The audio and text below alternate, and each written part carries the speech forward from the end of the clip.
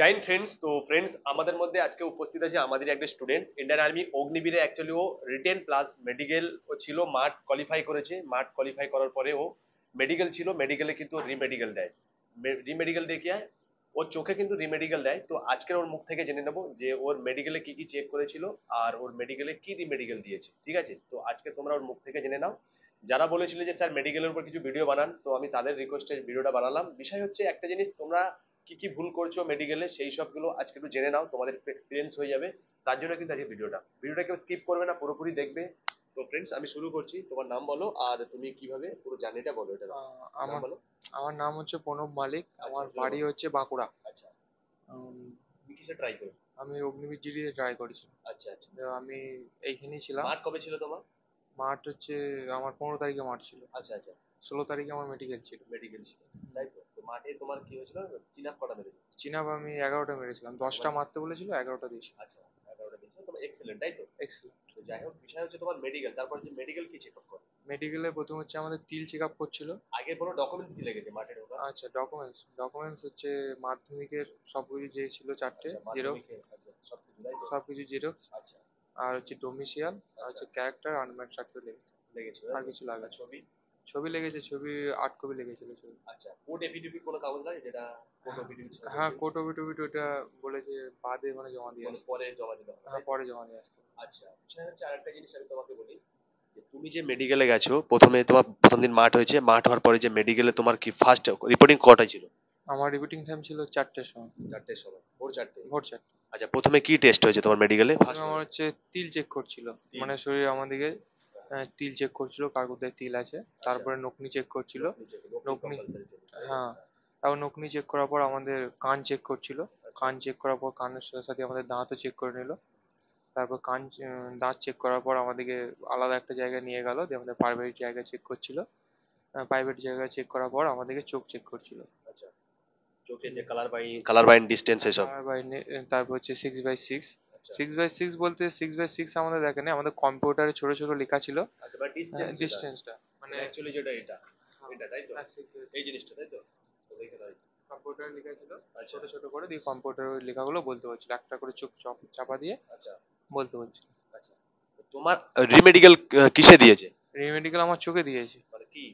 চোখে হচ্ছে ওই কর্নাল। Corneal opacity. হ্যাঁ, দেখো এখানে লেখা আছে, এর হচ্ছে অ্যাডমিট কার্ড দেখিয়ে তোমাদের, অ্যাকচুয়ালি মেডিকেলের যে অ্যাডমিট কার্ডটা।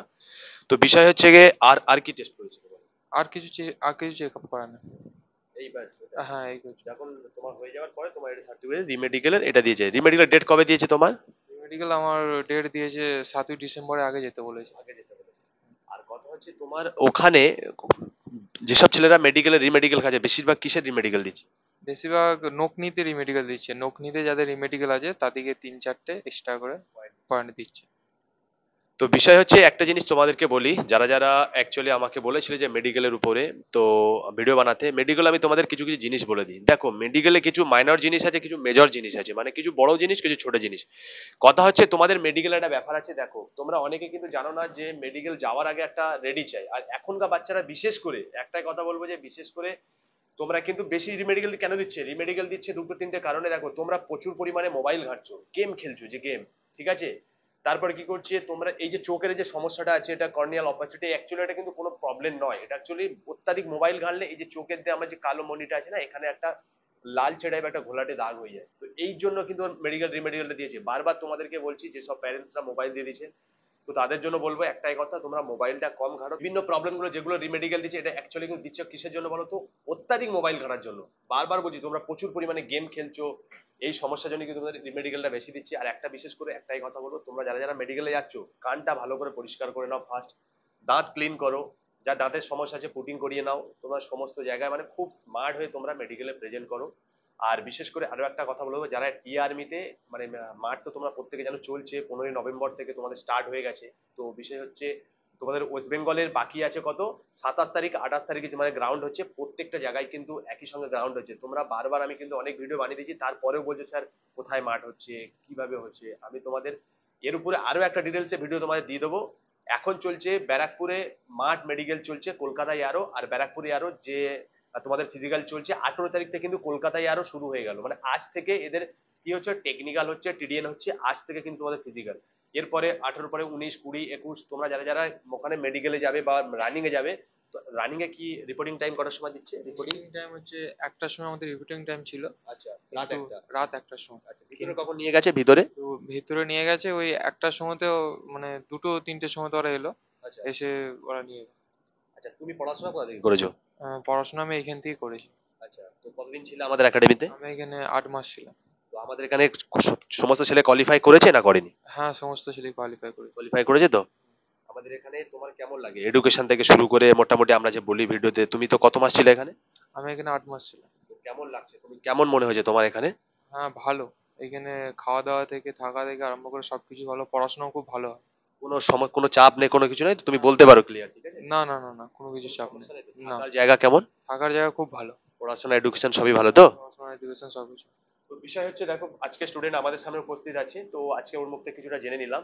আর কথা হচ্ছে একটাই কথা তোমাদের বলবো, তোমরা যারা যারা আসতে চাও আমাদের একাডেমিতে, দেখো এখানে কিন্তু আমরা ভিড় ভিড় বাড়িয়ে কিন্তু ট্রেনিং করে না, কোনো ভিড় বাড়িয়ে আমরা কিন্তু পাবলিসিটি বাড়াই না। একটা জিনিস মাথায় রাখবে, তুমি যদি সঠিক পরিশ্রম করো, মানে সঠিক পরিশ্রম করলে তোমার নিশ্চয়ই রেজাল্ট আসবে।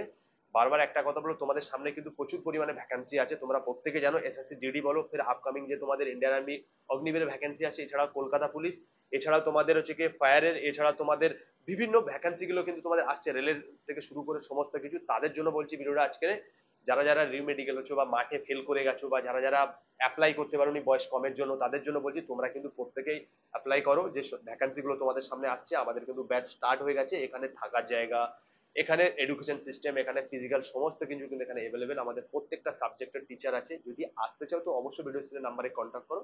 আবার কিছু আপডেট নিয়ে তোমাদের সামনে হাজির হবো। জয় হিন্দ, জয় ভারত।